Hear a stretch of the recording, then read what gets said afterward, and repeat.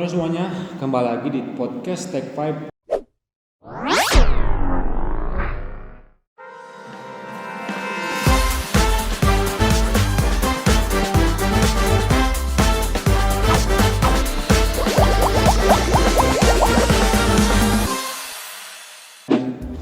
kali ini saya Muhammad Rizky Akbar akan menjadi host Anda, dan dalam pembahasan ini kita akan membahas salah satu topik menarik dalam dunia teknologi, yaitu topik algoritma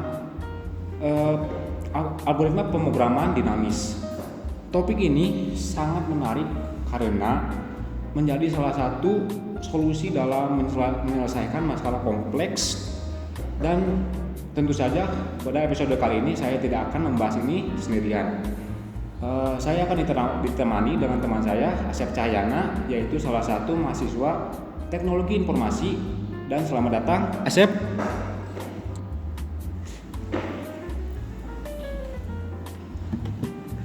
Ya, terima kasih Akbar telah mengundang saya pada kesempatan kali ini. Ya, sama-sama Asep. Saya yakin para pemirsa juga sudah tidak sabar untuk mendengar penjelasan topik kali ini. Maka dari itu, mari saja kita mulai. Pemrograman dinamis adalah salah satu algoritma yang sering digunakan untuk menyelesaikan masalah optimasi atau masalah rekursif. Teknik ini berfungsi untuk menghindari perhitungan berulang dengan menyimpan hasil perhitungan sebelumnya. Menurut Anda, sebagai mahasiswa informatika, apa alasan utama teknik ini begitu penting di dunia teknologi saat ini? Pemrograman dinamis menjadi penting karena kemampuannya untuk meningkatkan efisiensi komputasi secara signifikan. Dalam banyak kasus, teknik ini bisa mengubah algoritma yang memiliki kompleksitas eksponensial menjadi algoritma kompleksitas polimenial. Hal ini sangat relevan untuk aplikasi seperti optimasi jaringan, pengolahan data, hingga kecerdasan buatan. Oh, jadi ini semacam cara agar untuk menghemat usaha ya? Jika sebelumnya kita melakukan hal yang sama secara berulang-ulang, pemrograman dinamis ini membantu kita untuk menyimpan hasilnya agar tidak perlu dihitung ulang. Betul sekali, teknik ini sering disebut sebagai divide and conquer, yang dioptimalkan dengan memori tambahan untuk menyimpan hasil perhitungan. Nah, sekarang mari kita bahas lebih dalam bagaimana sebenarnya cara kerja pemrograman dinamis ini secara umum. Secara umum, pemrograman dinamis bekerja dengan dua langkah utama, yaitu yang pertama menyelesaikan submasalah kecil terlebih dahulu. Teknik ini sering disebut bottom up approach. Kita mulai dari masalah terkecil dan membangun solusi hingga mencapai masalah yang lebih besar. Lalu yang kedua, menyimpan hasil setiap submasalah. Hasil ini biasanya disimpan dalam struktur data seperti tabel atau array sehingga dapat digunakan kembali jika diperlukan. Contoh sederhananya adalah masalah Fibonacci. Dengan rekursi biasa, kita harus menghitung ulang nilai Fibonacci yang sama berkali-kali. Dengan pemrograman dinamis, kita cukup menghitung setiap nilai satu kali dan menyimpannya. Nah, bagaimana dengan penerapannya di dunia nyata? Apakah ada contoh nyata di mana pemrograman dinamis benar-benar dipakai dalam menyelesaikan masalah? Ada beberapa banyak sekali contohnya. Saya akan menyebutkan beberapa saja, yaitu yang pertama optimasi rute perjalanan. Masalah seperti traveling salesman problem atau disingkat TPS, atau shortest path problem sering diselesaikan dengan teknik problem dinamis. Lalu yang kedua adalah bioinformatika. Teknik ini digunakan untuk mencocokkan urutan DNA, misalnya dalam algoritma sequence alignment. Yang ketiga adalah pengolahan inventaris, membantu perusahaan mengoptimalkan stok dengan meminimalisir biaya penyimpanan dan distribusi. Wah, ternyata penerapannya luas sekali ya, mulai dari transportasi hingga bioinformatika. Nah, sekarang mari kita bahas studi kasus. Apakah Anda punya contoh konkret bagaimana algoritma pemrograman dinamis diterapkan untuk menyelesaikan masalah spesifik.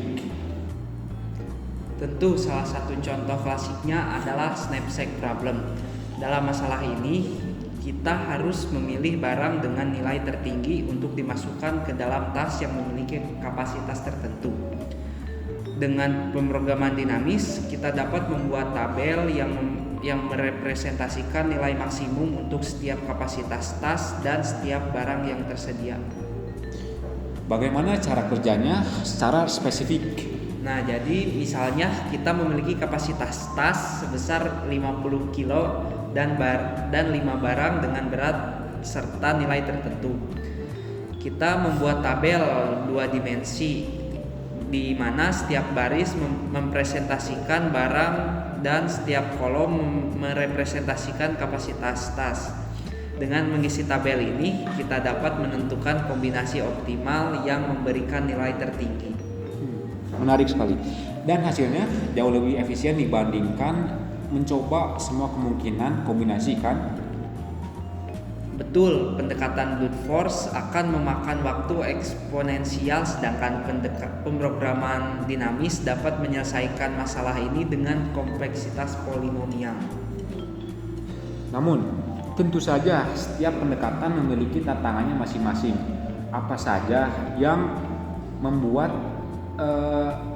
pemrograman dinamis ini menjadi lebih rumit diimplementasikan? Salah satu tantangan utamanya adalah stack explosion. Ini terjadi ketika jumlah kemungkinan keadaan atau submasalah menjadi terlalu besar atau untuk ditangani. Contohnya adalah dalam masalah yang memiliki banyak dimensi atau parameter. Tantangan lain adalah memahami dan merancang fungsi transisi yang benar, yang seringkali memerlukan pemahaman mendalam tentang masalah tersebut. Wah, tantangannya banyak sekali ya.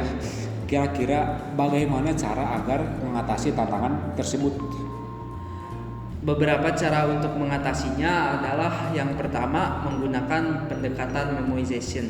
Ini adalah teknik yang menyimpan hanya hasil yang relevan untuk mengurangi penggunaan memori. Lalu yang kedua, memanfaatkan struktur data yang efisien.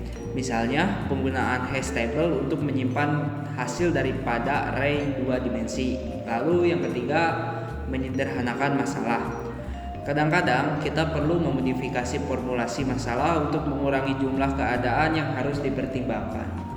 Nah, sekarang apakah kamu punya tips bagi pelajar atau pengembang yang berusaha mempelajari tentang pemrograman dinamis ini? Tentu saja saya akan memberikan beberapa tips atau saran. Yang pertama, mulai dari masalah sederhana. Masalah seperti Fibonacci atau knapsack adalah tempat yang bagus untuk memulainya. Yang kedua, latihan di platform pemrograman. Gunakan situs seperti LeetCode, HackerRank atau Codeforce yang menyediakan banyak masalah pemrograman dinamis. Yang ketiga, pelajari pola umum. Banyak masalah pemrograman dinamis memiliki pola yang serupa seperti tabulasi, memoization atau penggunaan fungsi rekursif. Yang keempat, diskusikan dengan komunitas. Bergabunglah dengan forum atau grup yang mempelajari untuk bertukar ide atau saran. Tips yang sangat praktis. Saya yakin para viewers yang ingin belajar tentang algoritma ini akan mendapatkan banyak manfaat dari ini. Nah, sekarang kita sudah sampai di penghujung diskusi kali ini. Hari ini kita telah belajar banyak tentang algoritma pemrograman dinamis ini. Mulai dari pengertian dasar, cara kerja, hingga penerapannya di dunia nyata. Kita juga membahas tentang tantangan yang sering dialami serta tips praktis untuk menguasainya. Saya pribadi sangat merasa tercerahkan dalam diskusi ini. Terima kasih banyak kepada Asep untuk atas penjelasan yang sangat informatif dan rinci. Terima kasih juga Akbar telah mengundang saya pada kesempatan kali ini. Dan juga terima kasih kepada para viewers yang telah menyimak episode kali ini. Jangan lupa untuk mengikuti podcast ini di platform favorit kalian dan juga bagikan kepada teman-teman yang mungkin akan tertarik dengan bahasan kali ini. Sampai jumpa di episode berikutnya.